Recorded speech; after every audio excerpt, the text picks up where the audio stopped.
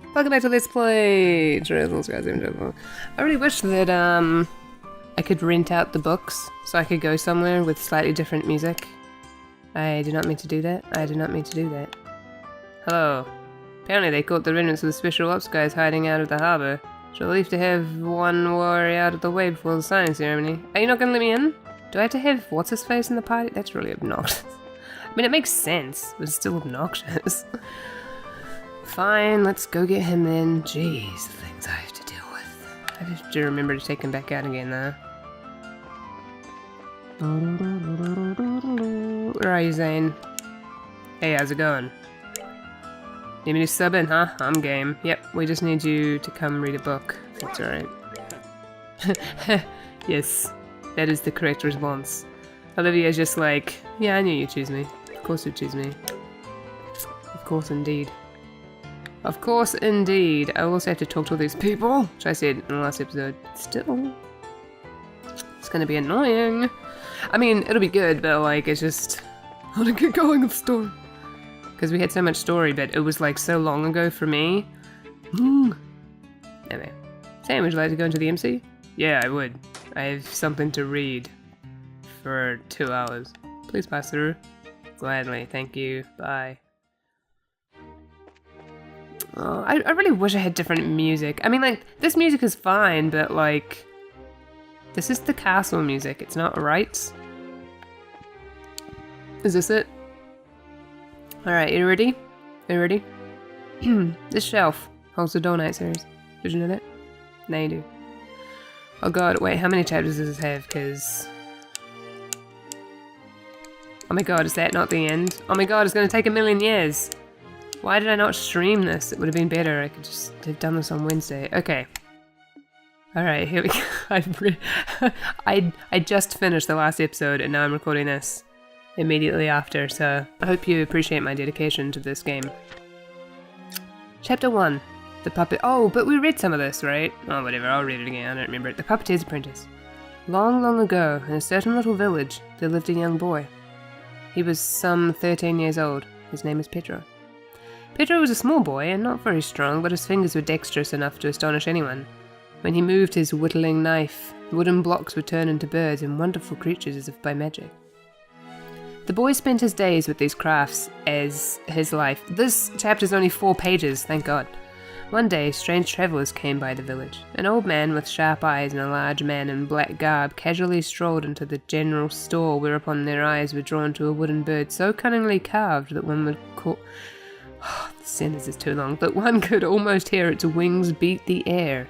It was Pedro's latest creation. Or should I say his name is Pedro? Do you think? Pedro? After inquiring with the owner of the general store, the old man and his escort came upon the little house where Pedro lived, and the first words they had for him were, "Prepare your things. We're leaving for the city." Pedro eyes widened in shock at the order. "What is this?" he cried. Who are you people any... oh, anyway, I guess. Who are you people any... His eyes fell on the large man in black. Pedro's words caught in his throat. The old man chuckled. So you did notice. I thought you would. Then the old man's fingers stretched transparent threads. He gestured and the black garbed man bowed gracefully. Is this Alba? The immense man was a clockwork puppet. He is the Black Priest, the old man said. Oh, well, no, because he's an old man. My finest work. His wrinkled face creased further as he smiled slyly. He was the famous master Capri Oratoria, a puppeteer known throughout Welt Luna. Oratoria fixed Pedro with a bit... This one's going to take me longer just because they're hard names. Oratoria fixed Pedro with a beady eye. You could craft something even greater than this. Doesn't the mere thought excite you? No more words were needed. Tossing his carving knife into a sack, Pedro fixed his cap on his head and greeted his new master by saying farewell to his old home. Wow, that was fast. Oops. Where am I going? Chapter 2. The Blue Knight. The years passed swiftly for Pedro at Oratoria's workshop on the outskirts of the capital. Under the tutelage of puppeteer Capri, he learned the techniques to build clockwork puppets and the skills to make them dance and perform. Ah, that's why she was saying, I'm just like the thingamajig in the book. Because she's also a puppeteer. Yeah, because she had those things that were her parents, but not her parents. After 3 years of training, he completed his own masterpiece, a doll of noble bearing dressed in armor with a gleaming blue helm. If Capri's masterwork, the Black Priest, was a martial arts type focused on maneuverability, then Pedro's blue puppet was a well-balanced swordsman. Its counteracts... Oh my god. Its counterattacks as it turned aside the Black Priest punches and kicks were the very image of a graceful knight. What will you call it? Capri asked. Pedro had no answer. He had been so focused on its creation that he hadn't actually thought of one. Ultimately, it would come to be called the Blue Knight, before he could name it. It was some time after Pedro constructed the Blue Knight that the king who ruled from the city would pass on from their world.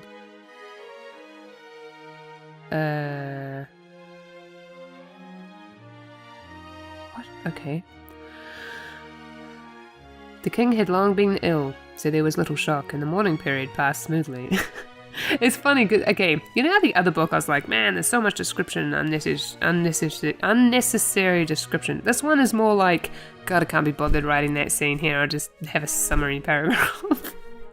It's like the opposite, it's hilarious. The king had long been ill, so there was little shock, and the mourning period passed smoothly. And so, in accordance with the law, the king's only daughter, Princess Tia, would ascend to the throne as... Why does that sound familiar, Princess Tia? Would ascend to the throne as queen. Chapter 3, On the Road Home.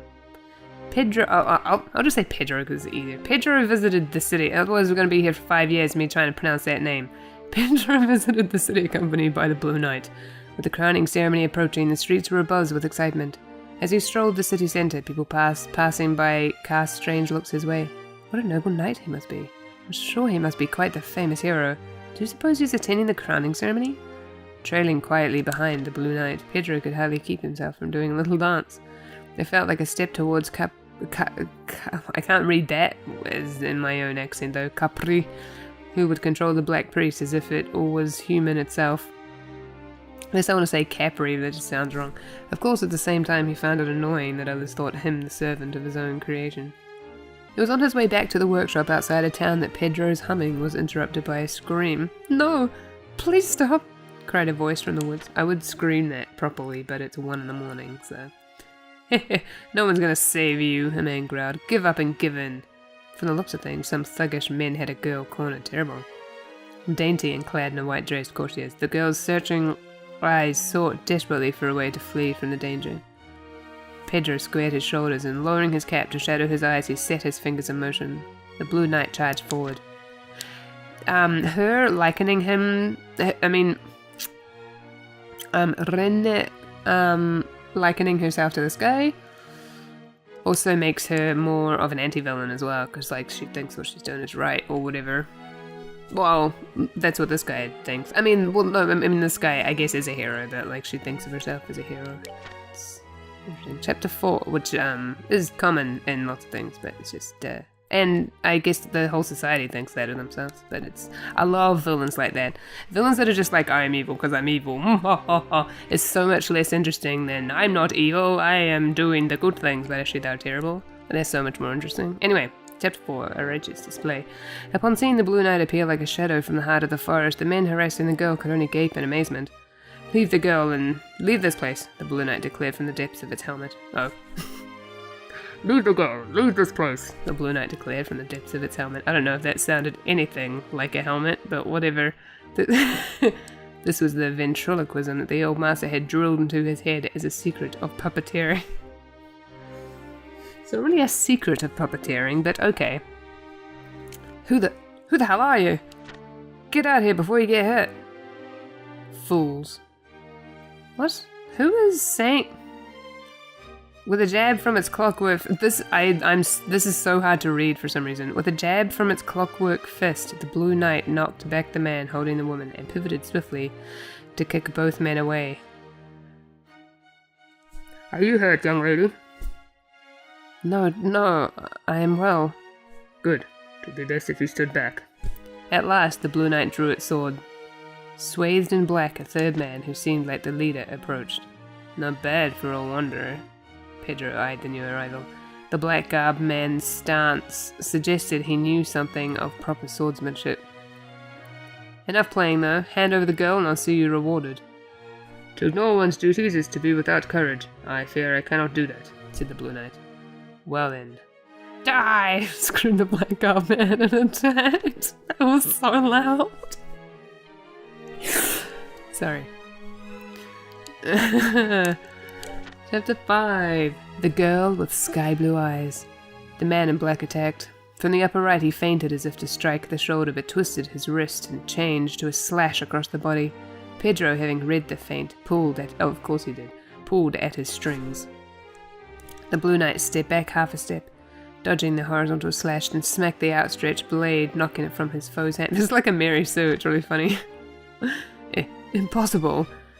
Well, at least so far, we'll see. The black-garbed man rubbed his numb hand impaled as the Blue Knight shifted slightly. As if it was a sign, the thugs turned and scattered like baby spiders. The girl gave a sigh of relief and curtsied. Thank you very much. She was still a bit shaky, but her manner was that of a noblewoman. It is the duty of every knight to protect. Pay it no mind. Are you from foreign lands, perhaps? Suddenly, Pedro was struck with a moment of whimsy. I am the touring knight Pedro. The boy there is my servant, he made the puppet reply. Huh? The girl finally seemed to notice him. She faced him with an expression of bewilderment. However, Pedro was no less surprised. Indeed, his shock was many, many times greater than hers. Cool, turquoise blue eyes. Their familiar, achingly lovely form. What's that supposed to mean? It was... Oh, okay. That was achingly familiar. It was the same girl he had seen at ceremonies and from the balcony of the palace. Your Highness? He blurted. The girl wrapped in pure white was the very girl who had just lost her father and was to be crowned in the capital. It was Princess Tia.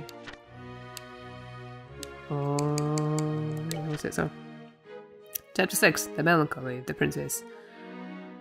Would you be willing to guard me for these 2 weeks until the crowning ceremony? This is such a Mary Sue. It's hilarious. In the royal throne room, Princess... For those of you who don't know what a Mary Sue is like a fanfic where the... Well, it's not... I don't think it's necessarily a fanfic, but generally it's fanfiction, where the main character is basically an idealized version of the author. So...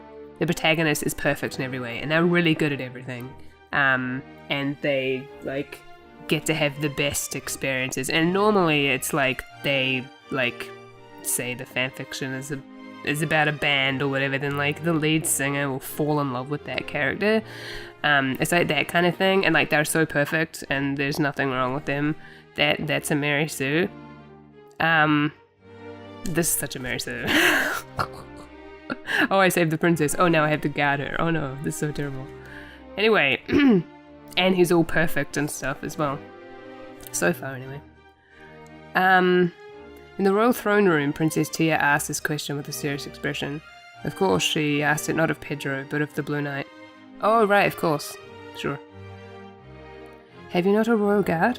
Oh, have you not a royal guard? Sure. Oh, does he still have his helmet on? Surely you would be far better off with them as your protectors.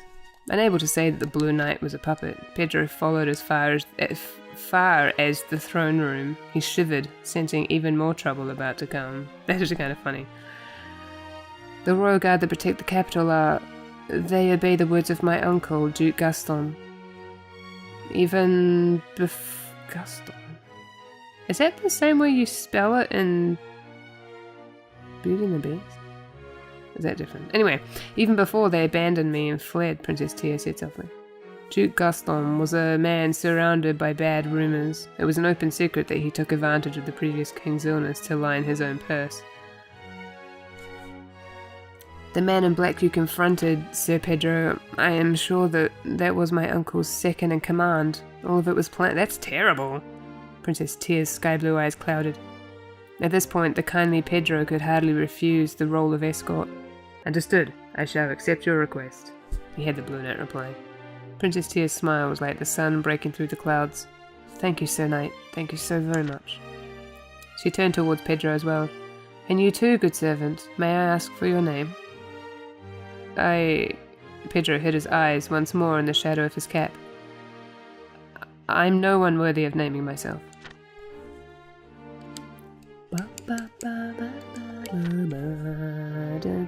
I already read this chapter. Whoops. Chapter 7. Turbulent Days.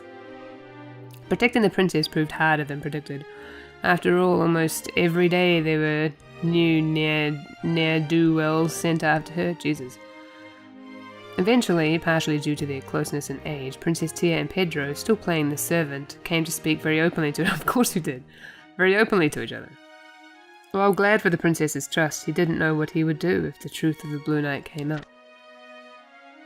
Pedro was beside himself with worry. On the other side of the city, a letter was delivered to a certain puppet workshop. What is that boy doing? Guessing the circumstances from the very vague statements in Pedro's letter, because this other character happens to be perfect, Capri sighed and gave a bitter smile. However, perhaps this is a good chance, he mused. Pedro was ever bright and straight as an arrow, yet his thoughts were always of puppets. Partially due to living outside the city, he had no friends he could call close, and yet it hardly seemed as if he felt lonely for it, because he's perfect.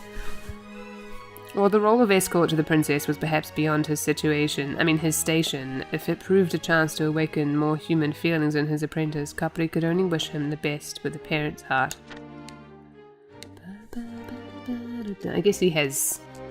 Well, they've hinted some flaws, I guess. What makes the darkness shake? That girl has the devil's own luck in a dim room. In a dim room lit by a flickering candle, what?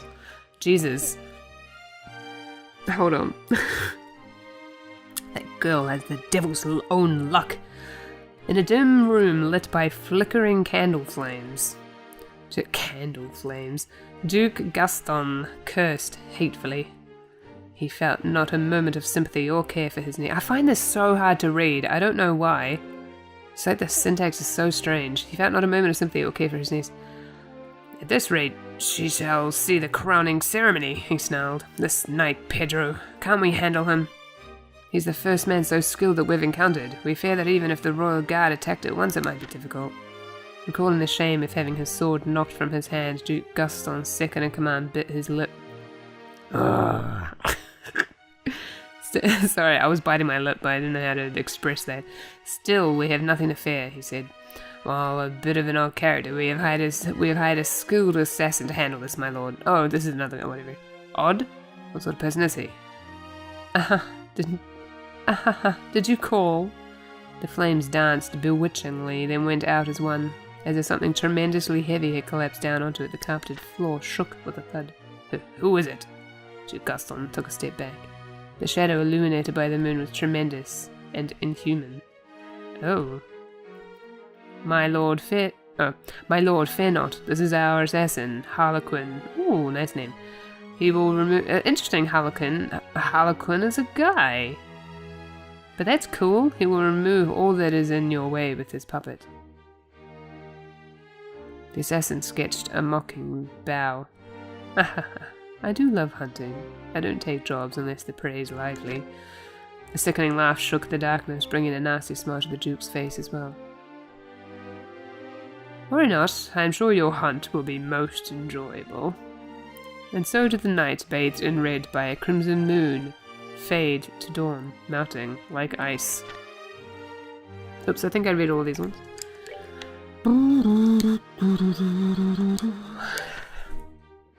Chapter 9. Afternoon in the Lesser Palace. Afternoon in the palace began with a tea party in the gardens. The princess, as always, filled 3 cups with black tea from the pot. Please enjoy your tea. My thanks, the Blue Knight intoned. Thank you very much, Pedro said. Pedro moved the Blue Knight with his left hand as he sipped the tea made by the princess. It was the happiest moment in their otherwise busy days. Good servant, you really seem to enjoy your tea. It makes it very worth the effort for the one who made it. You are too kind. Smiling bitterly, Pedro pulled his strings.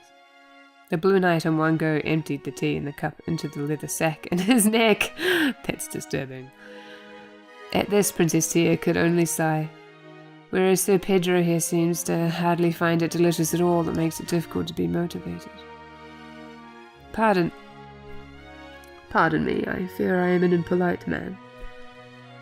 In his heart, Pedro felt a nervous edge, but the Blue Knight answered with an ever-calm face. There had been countless moments where it seemed as if everything would be revealed, but Princess Tia showed no signs of doubting the truth of the Blue Knight. The princess smiled faintly, but her expression quickly turned somber. I suppose it doesn't matter. These fun afternoons will end tomorrow. After the crowning ceremony the following day, you shall both leave the city after all. Chapter 10, a faint plan. At the princess's lonely words, Pedro's heart beat fast as a drum. I fear I am a man on the path of the warrior, so... I fear I am a man on the path of the warrior, so my apologies, the Blue Knight said. No, I should apologize. I guess he doesn't have his helmet on anymore if he's drinking tea, but whatever. No, I should apologize. I shall hardly make much of a queen like this. The princess shook herself and smiled brightly. Forgetting to control the puppet, Pedro ducked his head to hide the longing on his face. He would have loved to stay as her guard. Though she might have been of noble birth, Princess Tia was a lonely girl who had lost her father. However, she had been speaking not of the servant like Pedro, but of the Blue Knight. To the princess, Pedro was simply part of the package. Thinking that made his chest hurt somehow. It was a pain such as he'd never felt when he was handling his puppets. Ultimately, Pedro had chosen, even if it meant saddening the princess, to flee from this unbearable pain in his chest. Ah, would you like a second cup? As if to clear the heavy atmosphere, the princess offered the pot with a smile. Oh, that does sound good. Mind giving me a cup? With an unnerving laugh, a shadow leapt in. I was gonna say, that doesn't really sound like Pedro. Oh, that does sound good. Mind giving me a cup? With an unnerving... Oh yeah, and then tea party as well, I guess makes sense with this as well. With an unnerving laugh, a shadow leapt in. What? A sudden gust tore through the garden, sending the tea set flying off the table. Crimson wings bit the air as an immense puppet in the form of a devil fell to the earth. Sorry for interrupting your lovely tea party, tittered a voice. Would you mind playing with me for a bit? On the devil's left arm was a human figure. I thought they said finger. It was the masked puppeteer, Harlequin. I'll make sure it's plenty of fun, he giggled. Now, why is that the end of the chapter?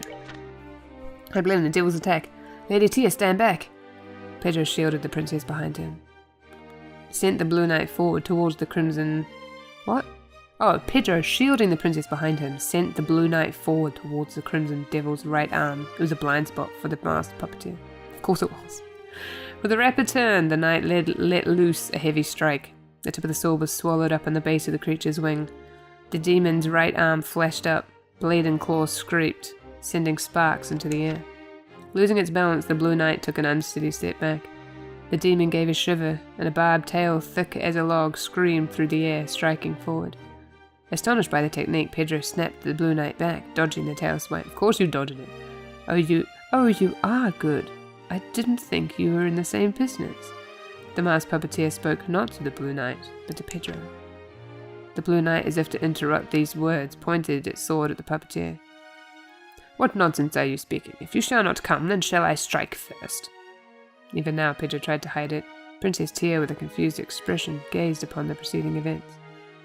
I see. So that's how it is. The masked puppeteer, as if suddenly realizing the situation, laughed softly. My. Well, let no one call me rude. If you'd rather not cheer, I'll stay quiet. But you know... The puppeteer's voice dipped low and was tinged with a roiling darkness. If you don't even have that much guts, then even thinking you can win against my calamity is naive. What is that? What is that? Calamity? Is this Senegaz? What's happening? Chapter 12. The Crimson Demon. The demon doe Calamity kicked the ground and launched itself into the air, closing the gap in an instant. Pedro reacted just a moment too slow. Ah, finally a flaw. So intent was he on not wanting the princess to notice. It was the tiniest of openings, but it was one that would prove fatal. First, the sword was knocked from clockwork hands. Then the claws continued to dig in, cutting through the blue armor like butter. Jeez. Oh my, what's wrong? The tail whipped in, encircling the Blue Knight. With a twitch of the puppeteer's fingers, the tail tightened, crushing both the knight's arms. Caught you! The claws grabbed the Blue Knight by its feathered helm and lifted it up off its feet. It is Pedro that she likened herself to, right? Not the other guy. Not this Harlequin. I don't think I remember her saying anything about Harlequin. Stop! The first puppet he'd made, that he put so much effort into, was being torn to pieces. Oh, Pedro lost himself for a moment and ran forward. He was so impatient. No need to worry, I was going to give him back. The Crimson Demon held the Blue Knight high and threw it down towards Pedro. The Blue Knight crashed into Pedro and bowled him over. He lay in a crumpled heap upon the lawn up under the body of the puppet. Please stop. Oh, is this the princess? Please stop! The princess stepped between the fallen pair and the masked puppeteer, her arms spread wide. I offer myself to you. In return, I command you to cease this senseless violence.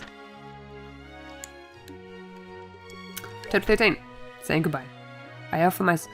Okay, I offer myself... At Princess Tia's bold words, the puppeteer licked his lips loudly. You'd offer yourself in place of your guard. Why, you bring tears to my eyes, princess. You mustn't, Lady Tia.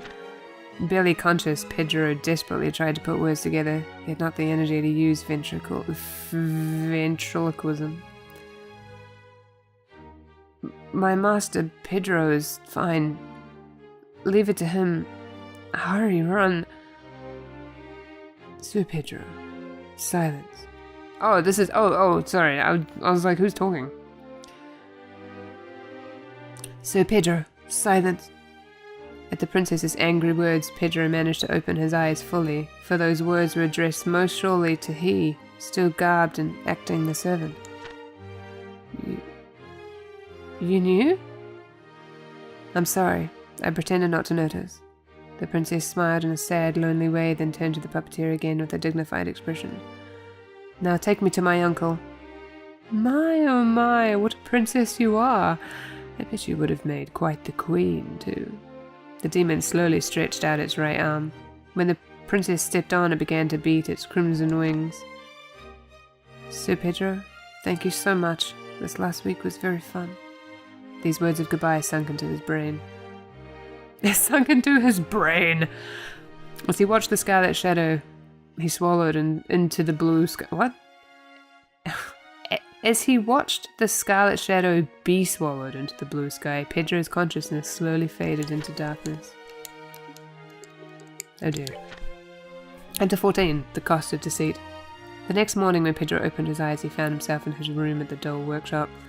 Safe on his familiar, firm bed. Safe on his familiar, firm bed, he felt a rush of relief. It had all been a dream. Copley called out from the workshop. Oh, how are you feeling? Pedro craned his neck. On the workbench in the back, he glimpsed disassembled blue parts spread out across the wood. He leapt up, panicked. It wasn't a dream. It seemed Capri had used the Black Priest to bring Pedro and the broken form of the Blue Knight back from the castle. It's my fault. Pedro's eyes trailed over his former masterpiece, now reduced to junk. His memory then trailed back over cool turquoise blue eyes, a warm smile like a ray of sunlight, and fine fingers pouring black tea. Pedro ground his lip between his teeth. Ooh, that's not something I needed to read. The Blue Knight wasn't good enough. If I had any talent as a puppeteer, I would have been able to protect Princess Tia. Seems you still don't understand, Capri muttered. His face took on a rare expression of severity. What you lack is here. In a forceful motion, he jabbed his finger against Pedro's chest. Pedro could only blink in shock. Excuse me? Which chapter are we on? Oh.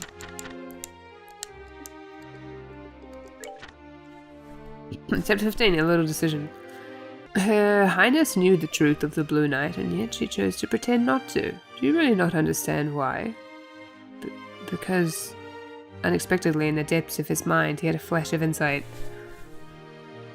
Sir Pedro, silence, she had said. And then I pretended not to notice. Oh, and then I pretended not to notice. He recalled the sad, lonely smile she gave him when she revealed it. Something hot boiled up inside his chest. Pedro raised his head and fixed Capri with an intense gaze. Master, I beg of you, help me repair the Blue Knight. The old man studied his face. The masked puppeteer you fought is a man feared like a demon in our trade. A half-baked man can't hope to match him. Do you understand? Even so, I will, for the person who believed in me. When he said this, Capri smiled broadly as if something grand had just fallen in his lap. It was the day before the crowning ceremony. At the palace, the princess's absence had been noticed, and the royal keep fell into uproar from top to bottom. The Duke's Private Manor, Chapter 16. On the outskirts of the capital, in Duke Gaston's manor, Princess Tia sat in a lush room carpeted in deep crimson. It's perfect for you, Princess. With a satisfied expression, Duke Gaston glared at his bound prisoner.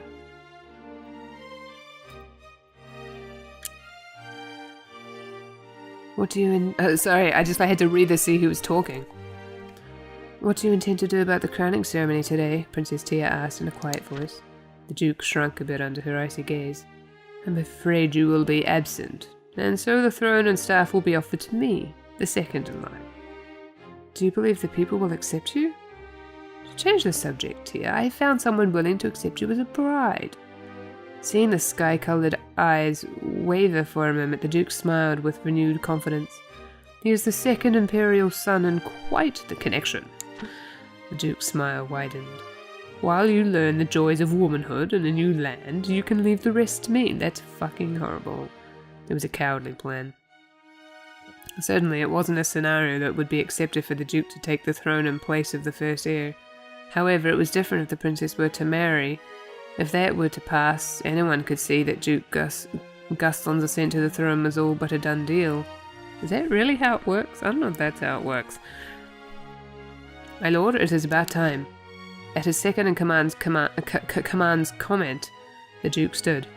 I'm sure you're quite tired from the daily attacks. Take the chance to rest and recover. The Duke gave a chuckle at his own shamelessness and left the room. Oh shit, I didn't mean to press X. That was accidental.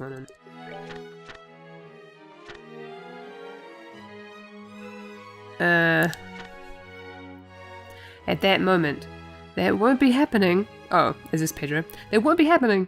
There's a tremendous crash. Tremendous crash, and a glass window exploded into glitter. And a glass window? Just one. And a glass window somewhere exploded into glittering powder. I clicked on the wrong thing. Okay, we're almost there. We're almost there. Chapter 17. And so the boy becomes a man, of course. It's just that trope. Anyway, like a graceful leopard, a tall knight. I mean, it's not necessarily a bad trope, it's just... Anyway, like a graceful leopard, a tall knight clad in blue armor leapt through the window. Following behind him was a small boy wearing a cap. Princess Tia, I'm sorry, I know I'm a bit late, he said. Sir Pedro. So you to come after all?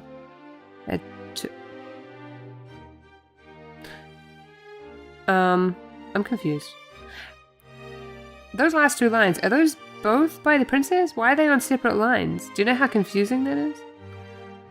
That's not how you're supposed to write dialogue. Anyway, sorry. Unless there's more people talking, I don't even... So you did come after all? A tremendous smile floated onto the princess's face. Somewhat embarrassed, the boy returned the smile. Their eyes locked and words unsaid passed between them. Hey, there's a time and place for things. The Duke, having been completely ignored, was sputtering in anger. Why would he say that? As the Duke seethed, his second-in-command was stealthily sneaking up on the stool-bound princess. He reached out his hand for the princess's shoulder. The Blue Knight leapt forward like a bolt from a crossbow. Blag? What? What is... Blag! The pitiable second-in-command, having taken a direct punch from the Blue Knight, collapsed against the wall unconscious. That's a bit much. Duke Gaston now... Oh, that's a bit much. Duke Gaston, now white as a sheet, fled to the room in a stumbling lurch. This is just a strange scene. What is happening? Princess Tia, let us hurry. Your crowning ceremony begins soon. It's like, can we just have a nice balance between description and... Because, like, the other one had too much and this one doesn't have enough. God damn it. I can't win. Or the game can't win or something. Yes. Escaping the manse. There's that. I hate that word. I hate that word now. Escaping the manse. The two were pursued by the Duke and his guard. However, as if to obstruct their path, a scarlet shadow fell down, shaking the ground. Sorry, but I'm going to have to get in your way. I'm afraid thoroughness is the #1 part of being a puppeteer, after all. The way he spoke made it hard to believe it was just a job. It was the masked puppeteer Harlequin and the Crimson Demon Doll Calamity. I didn't even... Okay. Good. The Duel Between Red and Blue, Chapter 18. White blade met deadly claw. Blue and red twisted about in blinding fashion. The cover to the fight had been cleaved off. I have no idea what I just read, but okay. Oh, you're moving better, Harlequin exclaimed. Surprisingly, the Blue Knight's movements were just a little bit faster than that of the Crimson Devil puppet Calamity, of course they are. I broke it all to pieces too, but to fix it back up in just one day.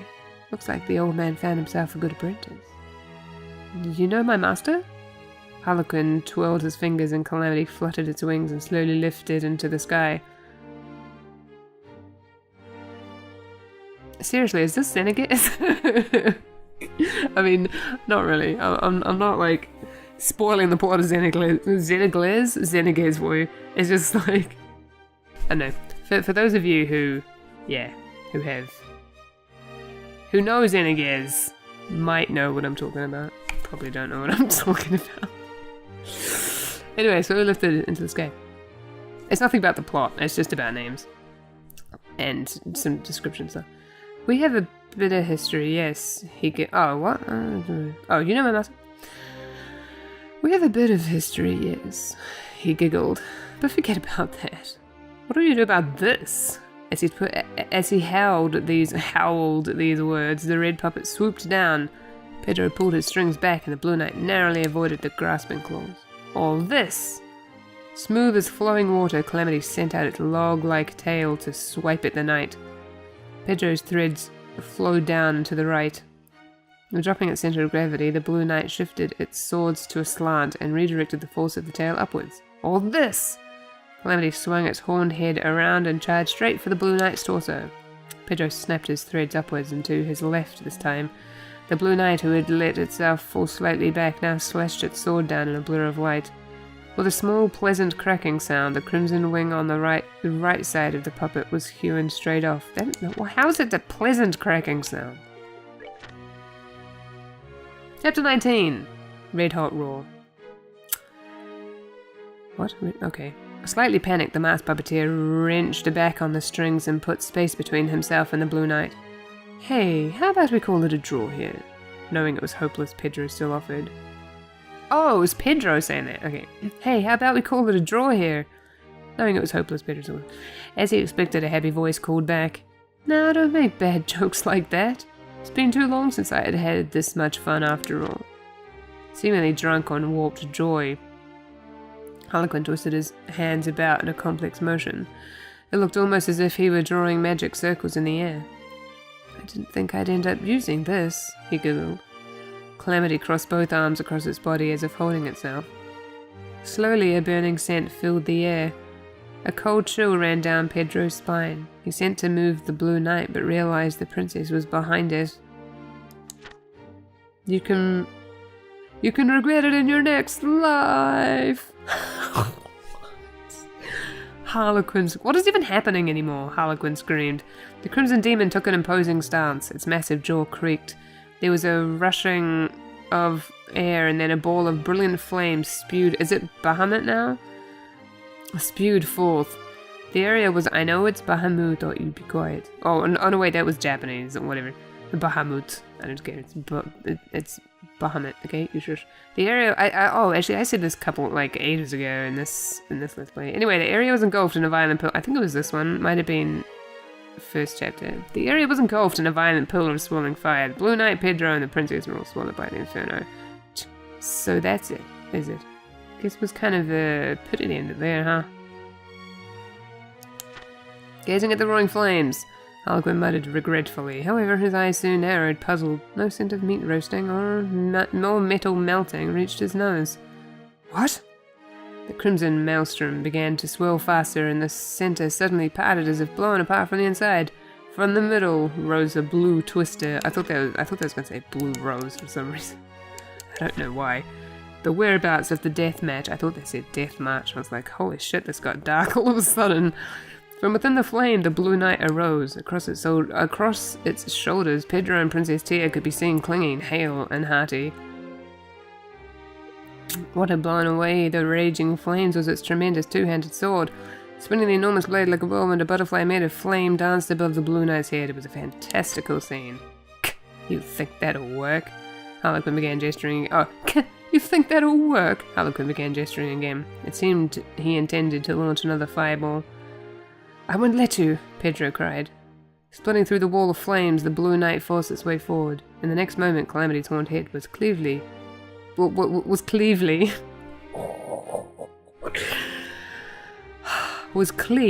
perfectly into. Absolutely wonderful. The fireball, moments from release, puffed up within the crimson puppet and caused a small explosion. Yeah, because she also said explosions as well. Flung by the shockwaves, because she's like tea crumpets and explosions. Although I don't remember any crumpets. Flung by the shockwave, the Blue Knight was tossed into the air. Pedro braced both legs and managed to catch it. So Pedro, are you alright? I'm fine, yeah, but I don't think there's any saving him. Though Harlequin may have been a foe, his was still life that had been taken. Pedro felt... What? Did he die? When did this happen? Okay. Anyway, though Harlequin may have been a foe, his was still life that had been taken. Pedro felt the guilt of such a deed I thought they just hurt the puppet, but okay. Princess Tia, seeing Pedro so troubled, enveloped him in her arms. I'd appreciate it if you wouldn't I'd appreciate it if you wouldn't kill me off so easily, said a whispering voice from inside the... I'd appreciate it if you wouldn't kill me off so easily, said a whispering voice from inside the pillar of flames. The voice seemed somehow satisfied. I applaud your efforts, young man. I'll back down nicely this time. Looking forward to when we next meet. The ground struck in a red and black shadow, launched skyward and disappeared from sight, so he didn't die. Okay. Pedro and the princess looked at one another and burst into relieved laughter. What? Why? Why are they laughing? This was such a fun time we had. The Dollmaster's Purpose, Chapter 21. The boy, the girl, and one puppet left for the capital on... The boy, the girl, and one puppet? Do you mean the boy, the girl, and the puppet? Or one boy, one girl, and one puppet? You can't say it like this, because I say so. It's not right. Left for... It's unbalanced. I don't... Anyway, left for the capital on light feet while the masked puppeteer fled into the deep forest riding his scorched creation. Such a silly image. Stopping suddenly, the masked puppeteer spoke to the shadows in the trees. What shadow? Oh, no, wait, the masked puppeteer. Wait, what masked puppeteer? Which one? Oh, okay. Harlequin, I guess. Okay. You're there, aren't you, old man? Noticed me, did you? Pedro's master, Caprice, stepped out from the cover of the trees. As always, the Black Priest is with him, but it was a curious sight, for the puppet had no arms. As I thought, you fixed the blue puppet's arms with parts from the Black Priest. No wonder it moved so well. Well, the gap between you and Pedro was a bit too much, after all. Took it upon myself to give him a helping hand. Harlequin's shoulders sunk in response to the words of the old puppet master. Well, I don't mind, since I had fun, but if and when the 13 factories find out about this, I don't think Pedro will have it too easy either, do you? The 13 factories, thank you for now explaining it. Oh no, it's not explained, okay. The 13 factories. The moment he heard those disturbing words, Capri's expression darkened. Well, then, see you soon. Leaving behind a suppressed laugh, the masked puppeteer disappeared into the deep forest. It is a road all puppeteers must pass. Oh. It is a road all puppeteers must pass. The old puppet master muttered in a quiet voice, almost as if he was telling it to himself. I have no idea what chapter that was. Was it this one? Okay. What are the 13 factories? A moment's rest. Oh, I got an achievement! Hey Tita, how's it going? I don't know if that showed up or not, but I just got an achievement for reading the book, I guess. Because it said the Blue Night. Anyway, a moment's rest. Afternoon in the palace began with a tea party in the gardens. The princess, as always, filled 3 cups with black tea from the pot. Please enjoy your tea. Thank you very much, Pedro said. Behind the boy sipping tea stood a knight armoured in blue. However, he had not a word to say. What happened to the Duke in the end? On the night of the crowning ceremony, Duke Gaston had disappeared with his vassals. Alright. After all, his plan had been foiled and the Queen successfully crowned before countless countrymen. The royal guard, whose allegiance had been questionable before the coronation, fell to their knees in contrition and swore their loyalty to the new... Of course they would. The Duke, before he could be held for the crime of abducting the princess, understandably chose to flee the country. My uncle has chosen to entrust himself to the Empire. Apparently he sought protection from the Imperial Prince that he had arranged as a husband for me. The Imperial Prince, is that Olivier? The Queen... It would be so hilarious if Olivier ended up being a prince. It would just be like... Of course you are. The Queen smiled slightly. Although, we've already had like one royal person in disguise, so I don't know. Anyway, the Queen smiled slightly. However, it seems as if they consider him something of a pest. I feel a bit sorry for him. Why? He tried to kill you. Don't feel so... Oh, Pedro was amazed. Oh yeah, thank you. They do not deserve your sympathy. In truth, Pedro did not think Duke Gaston would back down easily. And what are the machinations of that foul-mouthed puppeteer Harlequin? Capri, Pedro's teacher, seemed to know the jester, but... This is so hard to read! Oh my god. Seemed to know the jester, but simply dodged any questions about him with frustrating vagueness. Regardless, Pedro knew another battle would come, and soon. He would have to... It's like... just sentences, one after another, that are not connected. It's so bizarre. Regardless, Pedro knew another battle would come, and soon. He would have to upgrade... Unless I'm just... I don't know... dying because I read that other story. I don't know. He would have to upgrade the Blue Knight if he hoped to emerge victorious. Oh, Pedro. A slightly irritated yet comforting voice snapped Pedro from his... I read that like just silently for some reason. Do you wish for your tea to grow cold? The clear blue eyes which met his own carried their own message. It will be alright. What? Okay. Pedro, a little embarrassed, took his tea and drank deeply. It was enough to simply have this moment with her. The end. Yay, we're done. We're done. We're done with the stories. I hope you enjoyed it. I'm gonna go change Vane out. That was a something, is what that was. Those books were, yep. They were books. They were books. Chloe. Yes. Come with me, please. Ready? That's not... No, wait. Sorry, accidental. Great. Oh. What did she say? Great! Alright. Well, I'm gonna end this episode here. Good, we had 2 episodes of reading books. Oh, I need something to eat now. Alright. Next time, we will go to the sewers. Because I know it's everybody's favourite. I do have the map still. For the other side. So, I think it is anyway for the other side. So I'll be able to use that. So it'll be faster than like the first time I went through. I can't remember if we're equipped or not. I didn't mean to go into this menu. I guess we are we? I think I equipped stuff. Oops. Yeah. Oh, I don't know about a gate. If he has what I put on him. I don't really remember what we had, so I'm sure it's fine. So next time we'll go to the sewer and we will... Wait, let me have a look. Go away. What am I doing? Is it this button? Nope. Is it this button? There we go. Yeah, so we'll do this. I'm using I'm using my Final Fantasy 15 buttons, which is what I've been doing on my other 2 Let's Plays as well since I got back. Which is the opposite of this, basically. The Archaism Gundam's been sighted in the... Yeah, so that's the sewer one, and then... Oh, then there's this as well. Right, so I'll do this as well.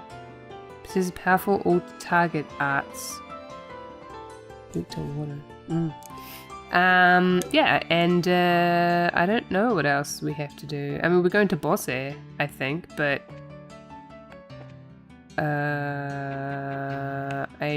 Because we don't have like a story quest. So I'm guessing we're just going to the, like we have to go to the landing port or something. I just really don't remember. I should remember. I might go find out. I don't know. But yeah, so I'll see you see you in the next episode. Some of you may have noticed that I've started using end slates. Well, actually the last episode was the first one where I was able to actually say that, but I didn't because I'm dumb. Since I got back, or like since I started making those. I hope they're not too annoying. I just wanted to make it easier for people to find like the playlist and or to like click on the next video, because I mean when they first go up, of course it doesn't make any sense because the next video is not out yet, but I update that as they come out, and because the autoplay a lot of the time doesn't actually send you to the next video in a playlist, it'll send you to something else, so just wanted to make it easier for people and just kind of create like an ending to my videos instead of just like bye. So yeah, anyway, so see you next time. Let's play Trails in the Skyblade. We'll go to the sewers and we'll do things. Yay, it's good to be playing this again properly, not just reading books. Bye bye.